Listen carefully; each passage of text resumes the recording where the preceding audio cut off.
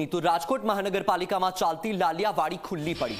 પગાર મામલે વિખવાદ થતા ટીપર વાનની ચોરી થઈ। કોન્ટ્રાક્ટર અને કામદાર વચ્ચે પગાર મામલે બબાલ થઈ હતી। કોન્ટ્રાક્ટરે પગાર ન ચૂકવતા કર્મચારીઓ ટીપર વાન લઈને મધ્યપ્રદેશ ભાગી ગયા। ગાડીને મધ્યપ્રદેશ પોલીસમાં જમા કરાવી કોન્ટ્રાક્ટર સામે ફરિયાદ કરી છે।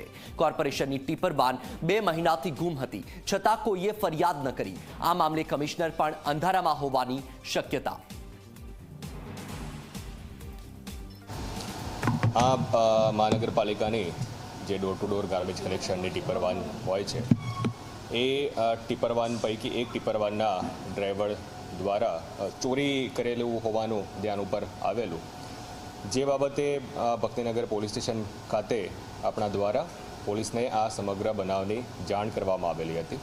તપાસના અંતે ધ્યાન ઉપર આવેલું કે આ જે ડ્રાઈવર છે એ ડ્રાઈવર પોતાના વતન એમપી ખાતે જાબુઆ પાસેનું કોઈ ગામ છે, એ ગામ પાસે આ ટીપર વાન લઈને ગયેલા હતા અને ત્યાં સ્થાનિક જે પોલીસ છે એ પોલીસ દ્વારા આ જે ટીપર વાન છે એ ટીપર વાનને એમના કબજામાં લેવામાં આવેલ છે।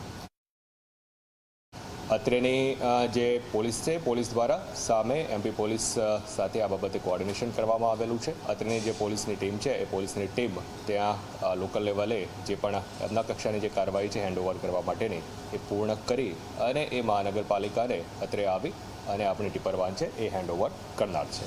એ ડ્રાઈવર અને એમની જે એજન્સી છે, એજન્સી વચ્ચેનો કંઈક એમનો વિવાદ હશે, એ વિવાદ અન્વયે જ જે તે ડ્રાઈવર દ્વારા આ પ્રકારનું કૃત્ય કરવામાં આવેલું છે। ધ્યાન ઉપર આવતા તરત જ પોલીસની એમાં મદદ મેળવવામાં આવેલી છે।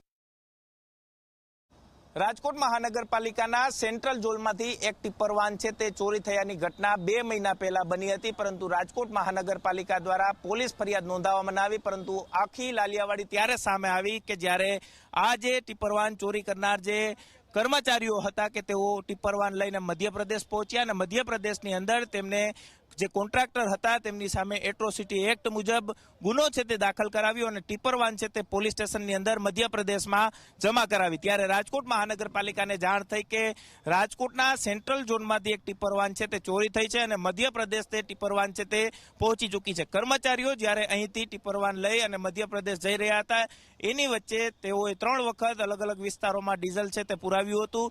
સમગ્ર ઘટના બનવા પાછળના કારણની વાત કરવામાં આવે તો કોન્ટ્રાક્ટર અને કર્મચારીઓ વચ્ચે પગારને લઈને છેલ્લા ઘણા સમયથી રકઝક છે તે ચાલતી હતી। કોન્ટ્રાક્ટરે પગાર ચૂકવ્યા નહોતા અને તેને કારણે જ ટીપર વાનના જે કર્મચારીઓ, જે પરપ્રાંતિયો હતા, જે મધ્યપ્રદેશના હતા કે તેઓ ટીપર વાન લઈ અને અહીંથી મધ્યપ્રદેશ છે તે જતા રહ્યા હતા અને ત્યારે ક્યાંક રાજકોટ મહાનગરપાલિકા છે કે તેમને મધ્યપ્રદેશ પોલીસે તેમને જાણ કરી હતી, પરંતુ રાજકોટ મહાનગરપાલિકાએ હજુ સુધી એક પણ જાતની ફરિયાદ છે તે ટીપર વાન ચોરીની નોંધાવી નથી।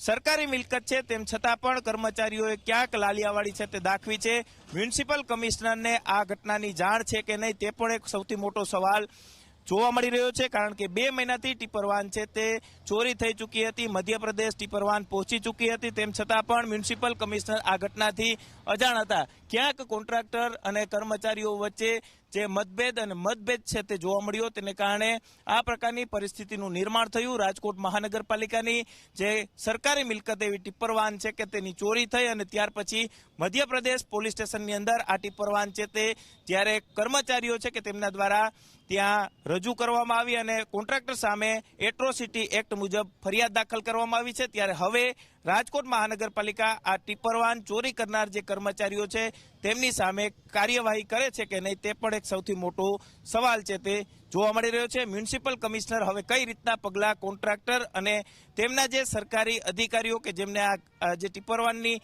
ગણતરી રાખવાની હોય તેમની સામે પગલાં લે છે કે નહીં તે જોવું રહેશે। કેમેરા પર્સન ઉદય પવાર સાથે ગૌરવ દવે, ઝી મીડિયા, રાજકોટ।